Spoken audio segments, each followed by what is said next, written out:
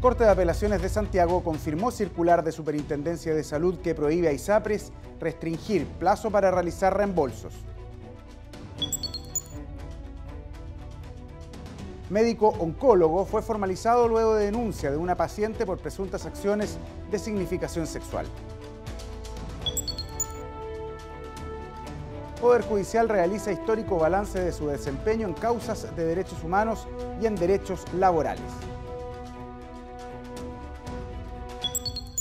Una circular de la Superintendencia de Salud ofició a las ISAPRES que los usuarios del sistema pueden realizar reembolsos en un plazo de 5 años. Banmédica no estuvo de acuerdo con esta medida, la impugnó en la Corte de Apelaciones de Santiago. El Tribunal de Alzada determinó que establecer un plazo de caducidad del reembolso o bonificación es una limitación del derecho a la salud, garantizado constitucionalmente. La ISAPRE Banmédica ingresó un recurso de reclamación ante la Corte de Apelaciones de Santiago, afirmando que la Superintendencia de Salud había actuado más allá de sus atribuciones. La empresa impugnó una resolución de la autoridad sanitaria que decreta que los bonos y reembolsos pueden ser respectivamente utilizados o cobrados en un plazo de 5 años, por lejos mayor al plazo que permiten algunas prestadoras de servicios de salud. La ISAPRE que recurrió tiene dentro de sus contratos de salud unas cláusulas pactadas con los afiliados que dicen que los bonos tienen una vigencia de 30 días y los reembolsos pueden ser cobrados por los afiliados hasta el plazo de 60 días corridos. Y ese plazo, la autoridad ejecutiva dijo que no era, que no correspondía a la norma legal y debía ajustarse, por lo tanto, de modo tal que, en definitiva, en lo sucesivo, los plazos que tienen los recurrentes es el plazo legal de 5 años. La realidad en todas las otras ISAPRES respecto a sus contratos es similar. Todas las ISAPRES en sus contratos tienen esa cláusula. Dicen que el afiliado que hace un gasto médico y que le da una boleta a un médico que se hace un examen, tiene que presentar esa boleta dentro de 60 días corridos. Y si no la presenta, el ISAPRE no se la reembolsa. Y respecto de los bonos, a veces una persona compra un bono para una atención, pero la atención no se hace por alguna causa, entonces el ISAPRE dice que si el afiliado no concurre dentro de 30 días, no se le va a devolver el copago, porque el ISAPRE no cubre todo, hay una parte que la cubre el afiliado, que no se le va a cubrir ese copago. Eso está en los contratos, pero ahora ha quedado absolutamente claro que eso es una norma ilegal y que es inconstitucional. El documento emanado por la autoridad sanitaria hizo oficial la instrucción, es decir, que todas las ISAPRES deben seguir esa línea y por lo tanto vincula a todos los afiliados o bien constituye un beneficio para todos ellos. Lo que hace el tribunal es revisar la normativa en general, no solo en materia de salud, sino que también la normativa que rige al ente público que dispuso la instrucción y las normas generales del derecho.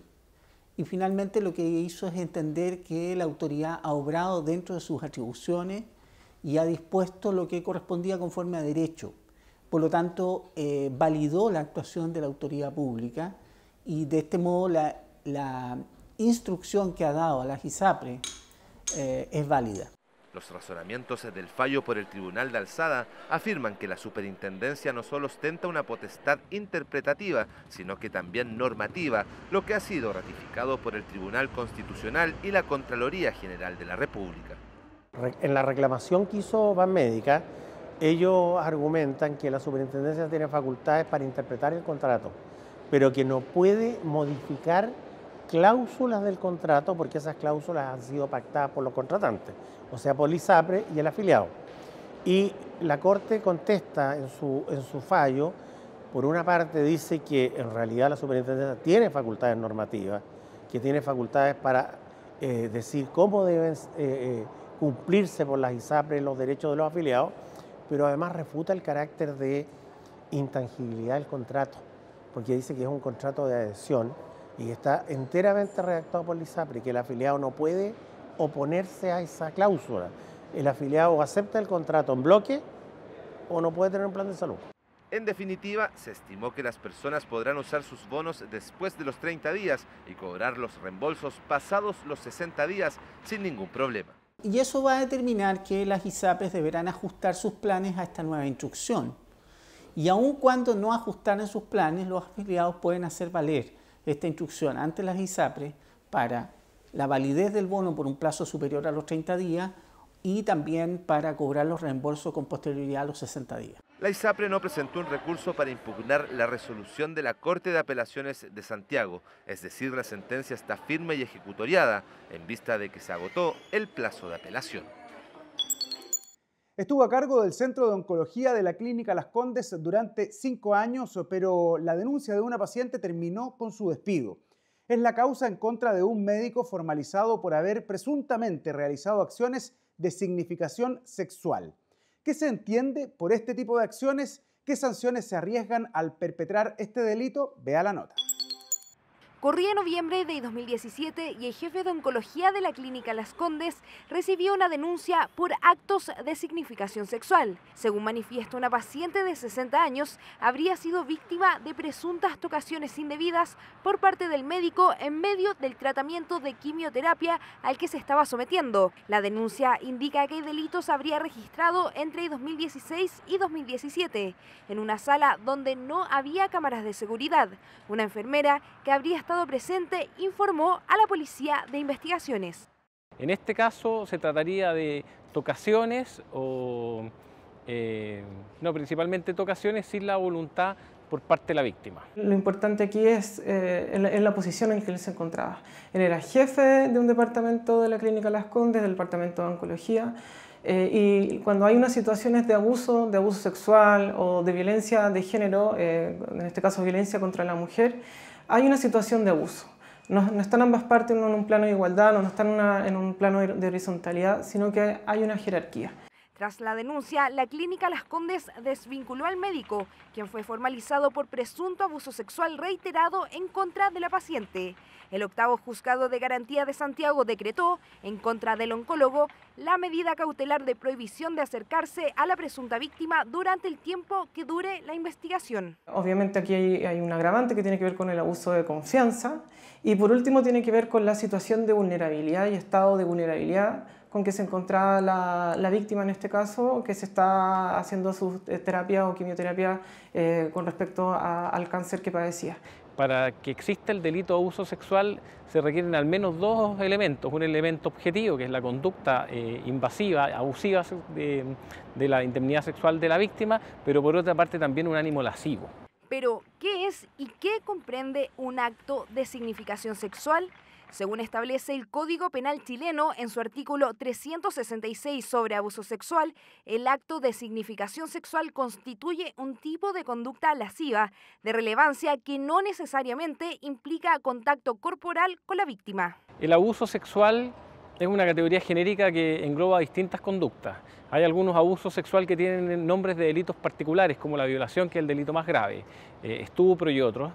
Y el abuso sexual sería el género, que es una categoría residual que contempla nuestro código para sancionar todas aquellas conductas de significación y relevancia sexual que no sean constitutivas de los otros delitos. Tiene que ver con actos que muchas veces no son consentidos, que no requieren muchas veces incluso un contacto corporal, que puede provenir de una mirada lasciva, o bien también quizás de un toqueteo, pero lo más importante aquí es que sin el consentimiento.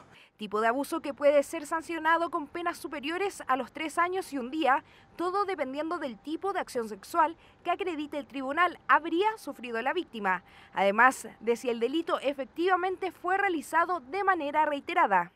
Si el abuso sexual contra la misma víctima es reiterado, la pena podría subir en 1 grado y podría empezar la pena de 5 años y 1 día hacia arriba.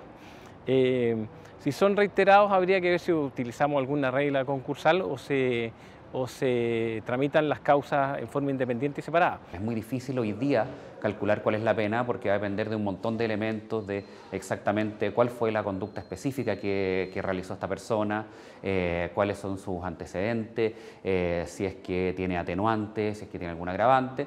Acto de significación sexual presuntamente perpetrado por el ex jefe de oncología de la Clínica Las Condes, que está en proceso de investigación por el Ministerio Público y que determinará la eventual responsabilidad del profesional de la salud. 20.000 hectáreas del Parque Nacional Torres del Paine ardieron en el año 2011, un daño medioambiental irreparable en la octava maravilla del mundo.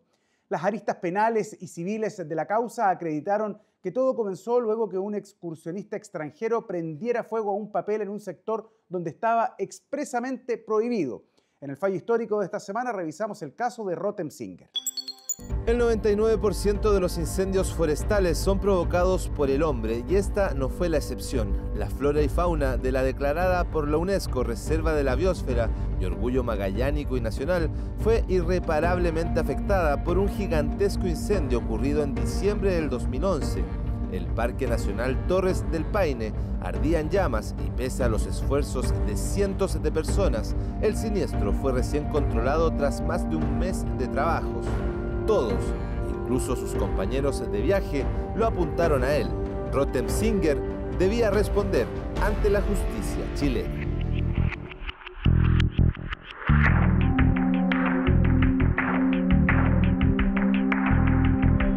Ingresaron unos turistas israelíes al Parque Nacional Torres del Paine y ese mismo día, alrededor de las 6:30 de la tarde, ocurrió un incendio. Una catástrofe ecológica bastante grande, que nos llevó muchos recursos, mucha pérdida ecológica, un combate del incendio que duró más de un mes, por lo que después de esa fecha CONAF, la corporación, tomó algunas medidas. Rottensinger, según recuerdo su nombre, por infracción a la ley de bosques, concretamente manejo de fuego generando incendio que provoque daño en bosques o especies vegetales, que fue lo que ocurrió. El 27 de diciembre de 2011 marcó un antes y un después en el Parque Nacional Torres del Paine. El complejo turístico recibe cerca de 130.000 visitantes anualmente. Todos son instruidos y se les explica sobre los sectores donde se pueden utilizar cocinillas. Ningún otro sistema de fuego puede ser utilizado al interior de la reserva. Los vientos a más de 100 kilómetros por hora son un enemigo constante. La irresponsabilidad de algunos turistas también. El uso de cocinillas está solamente permitido en ciertos lugares habilitados, que son los campamentos. En algunos lugares son dentro de quinchos, como el sector Paine Grande, por ejemplo, y en los campamentos como Italiano, Paso, son dentro de cobertizos. Por eso recordemos que solamente se puede hacer uso de cocinillas en esos lugares, no en cualquier lugar dentro del sendero. Pese a las indicaciones, el turista israelí Rottensinger, en un acto que fue catalogado más adelante por la Corte Suprema como imprudente, prendió fuego a un papel higiénico, una acción que terminó consumiendo cerca de 20.000 hectáreas de vegetación nativa y que provocó un desastre natural del que hasta hoy quedan rastros. El incendio del 2011 empezó el 27 de diciembre en el sector del Holguín, expandiéndose muy rápido, dado las ráfagas que superaban los 100 km por hora por toda esta zona de aquí. En la segunda noche ya quemó la guardería Paine Grande que teníamos en este sector. A la siguiente noche siguió avanzando, también consumiendo lo que era la guardería Pudete. El viento hizo que también el fuego empezara a subir un poco hacia Valle del Francés, donde fue contenido por brigadistas, pero después continuó hasta prácticamente salir del parque, consumiendo también parte de lo que es la estancia Lazo. El responsable fue detenido y trasladado hasta Puerto Natales. En la ciudad fue formalizado por el juez Jorge Lavín en el Juzgado de Letras y Garantía. El proceso tuvo una resolución cuando la emergencia ya había terminado. El desastre era total. Luego, en febrero del año 2012, se alcanzó una suspensión condicional del procedimiento, que básicamente consistió en asumir dos obligaciones. Una era una firma, una periodicidad, y la otra condición consistía en participar, en términos muy generales, en una ONG que promovía la recolección de recursos y el cultivo de plantas o árboles, lengas y otras especies nativas de esta zona, y replantar aquella zona que había sido destruida por el incendio y que presumiblemente él había ocasionado. Efectivamente, acá se siguió un proceso penal y se llegó finalmente a un acuerdo en el cual este ciudadano no admitió responsabilidad, pero sí se comprometió a hacer un pago de $10.000 a la CONAF como para reparar el daño causado. Tras esta causa penal, el Estado de Chile, a través del Consejo de Defensa del Estado, presentó una demanda de reparación por daño ambiental que fue acogida por el 15º Juzgado Civil de Santiago, luego que la magistrada Claudia Lassen determinara la responsabilidad de Rottensinger en el incendio. Con anterioridad al año 2012, o sea, cuando ocurrieron los hechos de la causa, eran conocidos por los tribunales ordinarios. Y posteriormente, actualmente, son conocidos por los tribunales medioambientales, que son tribunales especializados. Esta acción de reparación del daño ambiental se llama que tiene que ser in natura, o sea, ojalá que sea en el lugar mismo que se produzca el daño y ojalá que sea para reparar el medio ambiente en el estado que estaba con anterioridad al daño. Una de las medidas adoptadas fueron que se debía reforestar la zona de la catástrofe, también realizar estudios y medidas para recuperar el suelo, flora y fauna. Además, se le dio la potestad al Estado de Chile de poder solicitar a un tercero que realizara la acción a costa de Rottensinger. En tanto, la CONAF implementaba medidas para evitar nuevos episodios como este. Aunque el parque en esa época contaba con un sistema de teledetección de incendios forestales, se amplió luego a una cámara más en el sector del Grey y actualmente se trabaja en un proyecto para ampliar este sistema de cámaras ya a todo lo que es el circuito macizo Paine, para así de esta forma tener una mayor cobertura de las hectáreas que tiene el parque. La defensa del turista israelí intentó apelar a esta resolución en la Corte de Apelaciones de Santiago. Sin embargo, el Tribunal de Alzada mantuvo el mismo criterio del fallo de primera instancia. En paralelo a ello, las leyes comenzaban a cambiar respecto a este tipo de casos, pero afirma el magistrado de la arista penal, Jorge Lavín, que el Ministerio Público siempre ha optado por la opción de la suspensión condicional del procedimiento. Luego de este hecho de Rottensinger, del año 2011-2012, se modificó la ley, la denominada Ley de Bosques, endureciendo un poco las sanciones. No obstante, la solución que la Fiscalía ha propuesto ha sido siempre una suspensión condicional, en que básicamente el imputado asume como condición el pagar una suma de dinero, intentando de esa manera mitigar los daños provocados. El 4 de agosto de 2015, cuando ya Singer estaba sobreseído de los cargos en su contra en el área penal, en fallo dividido de la tercera sala de la Corte Suprema, se acogió un recurso presentado en contra de la sentencia de la Corte de Apelaciones de Santiago, que solo había acogido la demanda de reparación por daño ambiental. El dictamen del máximo tribunal catalogó al turista israelí como responsable del incendio y señaló que su acción fue imprudente al encender fuego donde estaba prohibido, ordenando el pago de 4.850.000 pesos a CONAF. La Corte Suprema realizó esta semana el seminario Poder Judicial y Derechos Humanos, Labor y Proyección, en el que se abordó el trabajo realizado por el Poder Judicial en los últimos 30 años en esta materia. Las cifras, sentencias dictadas por procesos de violaciones a los derechos humanos y sus detalles en la siguiente nota. El 11 de septiembre de 1973 se quebró la institucionalidad en Chile. La Junta Militar del general Augusto Pinochet ordenó estado de guerra, lo que significó que la justicia ordinaria no tuviera injerencia en la justicia militar.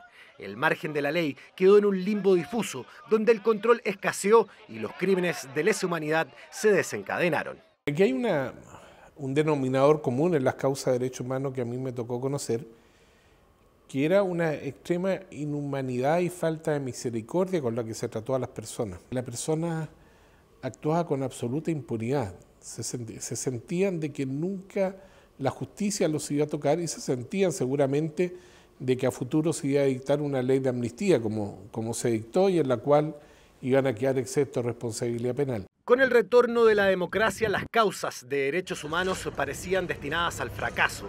La ley de amnistía que perdonaba los delitos entre septiembre del 73 y abril del 78 y la prescripción de los hechos eran grandes obstáculos. Sin embargo, la aplicación del derecho internacional, gracias a los tratados suscritos por Chile, entregó nuevas opciones.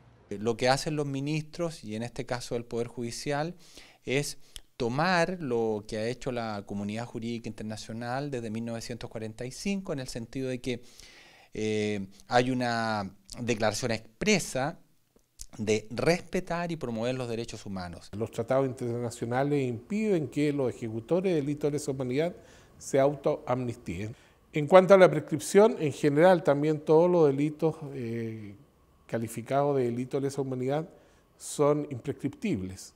El lunes 20 de septiembre de 1993 marcó un antes y un después en la labor del Poder Judicial en las causas de derechos humanos.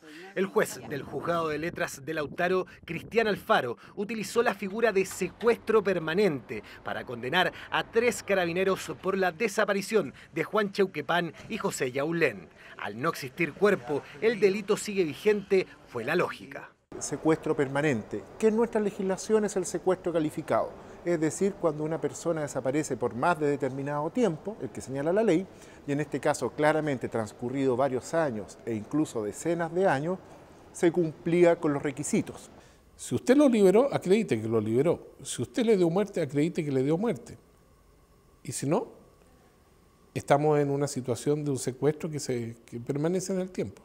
A 25 años de este histórico fallo, la Corte Suprema realizó un balance de su labor en los casos de crímenes de lesa humanidad. El máximo tribunal realizó un levantamiento de información y la entregó en el seminario Poder Judicial y Derechos Humanos, Labor y Proyección, realizado en Palacio de Tribunales. La jornada fue encabezada por el presidente Haroldo Brito y trató temas penales y laborales ligados a los derechos humanos. Nos interesa conocer esas opiniones en primer lugar. Nos interesa socializar cifras y dar a conocer lo obrado, lo que se encuentra pendiente también, y poner de manifiesto por dónde van las preocupaciones de la Corte Suprema. Creo que a efectos de la ciudadanía siempre es muy relevante poder entregar información que esté a disposición, aquellas cifras y materias relevantes, ¿no? en uno de los temas más importantes para nuestro país, que tiene que ver con la transición. Desde el año 2002 al 2018, la Corte Suprema ha dictado 457 sentencias en materia de derechos humanos por crímenes ocurridos entre el 11 de septiembre de 1973 y el 10 de marzo de 1990. De estas, 394 son penales y 53 civiles. Los principales delitos son 175 secuestros calificados y 108 homicidios calificados. Además, se han acogido 217 sentencias de demanda de indemnización de perjuicios por casi 55.000 millones de pesos. El mandato legal es concluir en todos sus trámites esta clase de procesos. Sabemos que es un número altísimo todavía, pero es una tarea que está pendiente y ciertamente se va a concluir. Este tipo de cuestiones, cuando son generales, son masivas, pueden tener dos tipos de soluciones. Una solución general que tendría que venir por la vía política, por la dictación de una ley, por un acuerdo nacional, o bien soluciones particulares que tienen que venir por la vía de las sentencias que dictan los tribunales. La primera vía, lo sabemos, no ha sido posible en Chile, entonces, en definitiva, el Poder Judicial se ha hecho cargo de este tema. Actualmente existen 1.340 causas vigentes en tribunales. De estas, 353 ya tienen fallo en primera instancia y 151 cerraron la etapa de investigación, más conocida como sumario, durante el 2018. 7 magistrados de cortes de apelaciones del país son los ministros en visita que llevan estas causas. Hecho que los ministros en visita extraordinaria sigan investigando estas causas es estar acorde con lo que viene reiterando la Corte Interamericana de Derechos Humanos en sus fallos, es decir, nosotros estamos acorde con los estándares normativos de derechos humanos. No se habría podido avanzar tanto si esto hubiese quedado jueces de primera instancia y no ministros especiales. Avanzada la democracia, creo que efectivamente el Poder Judicial, los ministros, los tribunales, los jueces, avanzaron en el camino correcto. Un seminario que no solo contó con un balance penal, también se realizó un análisis de los derechos humanos en materia laboral. La exposición estuvo a cargo de la ministra del máximo tribunal, Gloria Ana Chevesich. Hemos modificado la jurisprudencia existente hasta el año 2014, intentando dar una tutela judicial efectiva en lo concerniente a la aplicación del procedimiento de tutela laboral, haciéndole aplicable a los funcionarios públicos, también en lo concerniente al derecho a la huelga, en realidad en diferentes temas relativos a los derechos fundamentales de los trabajadores. El seminario, que convocó a importantes actores del mundo jurídico, tendrá su segunda parte, donde se abordará la situación de los derechos humanos en materias civiles y de medio ambiente. ¿Qué entendemos por cuasi delito? Es una figura penal en la que se sancionan conductas no dolosas, pero en las que sí hay un ente o persona responsable que arriesga penas por su negligencia. Esta es la cápsula de esta semana. Un cuasidelito es un acto que, de mediar dolo o intención, sería un delito más grave, pero como solo se comete con culpa, negligencia o falta de cuidado, es sancionado con una pena más baja debido a que no hay intención de causar un mal. Un accidente, un incendio evitable, una negligencia médica o una tragedia en que fallece o resulta afectada una persona son un cuasidelito. Todas acciones estipuladas en el Código Penal y el Civil, en que existe un ente o individuo responsable. Un accidente de tránsito en el que fallece un peatón y se acredita la responsabilidad del conductor es considerado un cuasidelito de homicidio. Esta figura fue creada para establecer sanciones ante conductas dolosas como reclusión o relegación en su grado mínimo a medio, aunque con menor rigor en relación a actos criminales, ya que las acciones fueron realizadas sin la intención de provocar el acto que se cometió, salvo que se pruebe lo contrario. Esta semana se llevó a cabo una nueva versión del Congreso del Futuro, instancia de innovación y ciencia en la que participó la ministra de la Corte Suprema, Ángela Vivanco. Aquí está el bloque de esta semana. La ministra de la Corte Suprema, Ángela Vivanco, participó del seminario internacional Mujer en la Vida Pública, Feminismo, Género e Identidad Católica en el siglo XXI. La iniciativa se realizó en la Universidad Finisterra por la Academia de Líderes Católicos. La magistrada compartió estrado junto a la expresidenta del Tribunal Constitucional, Marisol Peña, y abordó temáticas sobre el rol que cumple la mujer en la actualidad y cómo la sociedad ha evolucionado en ese sentido. Es un seminario de formación de líderes católicos y a lo que vinimos fue precisamente exponer sobre el tema de mujer y vida pública, cómo la mujer está llamada a participar en la vida pública, está llamada a manifestar intereses, derechos, demandas sociales en la vida pública. Con el ministro de la Corte Suprema, Lamberto Cisternas, encabezando la actividad, concluyó el proyecto Derecho a Comunicación Indirecta de niños, niñas y adolescentes con progenitores privados de libertad, impulsado por la jueza del Tribunal de Familia de San Antonio, María Olga Troncoso. El proyecto consistió en realizar videollamadas por parte de 4 internos del Centro de Cumplimiento Penitenciario de San Antonio. Luego de una positiva evaluación, el Departamento de Reinserción de Gendarmería, en conjunto con el Poder Judicial y el Ministerio de Desarrollo Social, comprometieron trabajo en conjunto para implementar este proyecto en todo el país. Significa fomentar una línea que hasta ahora es desconocida entre nosotros, cuál es el contacto de las niñas, niños y adolescentes que tienen padres o adultos mayores significativos privados de libertad. Esa comunicación siempre ha sido muy difícil, desde los inconvenientes prácticos que tiene llegar al establecimiento penitenciario, trasladarse, convivir con un mundo de adultos absolutamente extraño. En cambio, de esta forma se facilita mucho la comunicación. Con 2 jornadas de trabajo en el Centro de Justicia de Santiago, concluyó el ciclo de talleres de vocería de magistrados organizado por la Dirección de Comunicaciones del Poder Judicial, desarrollado a nivel nacional durante el 2018. Creo que es un taller tremendamente necesario para los jueces de nuestro país, que nos va a hacer muy bien poder exteriorizar y expresar también a través del conocimiento lo que nosotros hacemos, y de poder mostrarle a la comunidad qué es lo que estamos haciendo, cuál es nuestro trabajo, cuáles son nuestros objetivos. Estamos muy satisfechos con la concreción de los talleres de vocería durante el año 2018. Se capacitaron más de 500 jueces de todo el país. ¿Para qué? Para tener una forma de relacionarse con los medios de comunicación en vía al acceso a la justicia. Nosotros estamos convencidos que jueces relacionándose con la ciudadanía a través de los medios de comunicación generará un servicio de justicia más cercano, un servicio de justicia más entendible y por lo tanto un servicio de justicia más legítimo. Todas las estadísticas, principalmente el Consejo Nacional de Televisión, indican que la ciudadanía sigue viendo mucha televisión, especialmente abierta. Por lo tanto, creemos que la relación de los jueces y juezas de este país con los medios de comunicación es fundamental para tener una justicia mucho más inclusiva y también mucho más entendible. Más de 500 jueces participaron en los talleres, que otorga herramientas para informar oportuna y eficientemente resoluciones judiciales, así como también explicar diversos procesos en todas las materias que se tramitan en el Poder Judicial.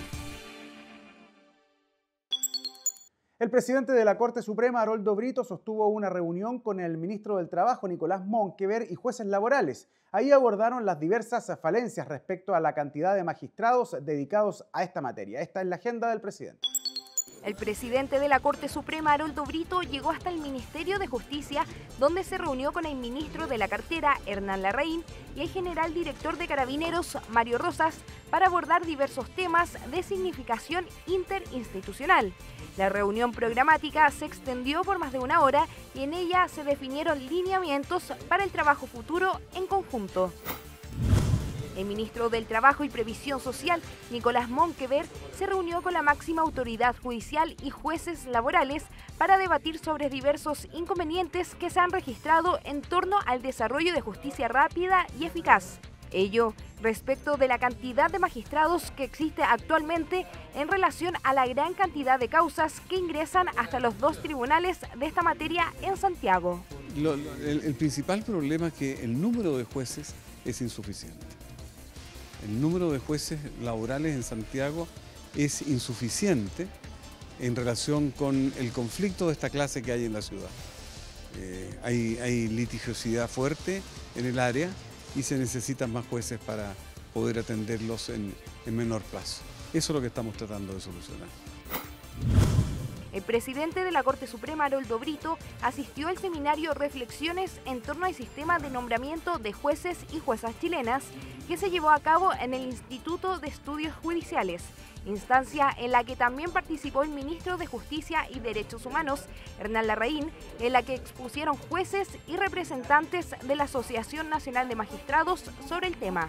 El seminario sobre nombramientos de jueces y juezas ha sido una de las tareas más relevantes que ha realizado en los últimos años la Asociación Nacional de Magistrados, principalmente porque esta se ha convocado en conjunto con el Ministerio de Justicia y en donde se han tratado temas tan relevantes como el gobierno judicial y la carrera judicial, a pesar de que la convocatoria solamente estaba limitada al sistema de nombramiento.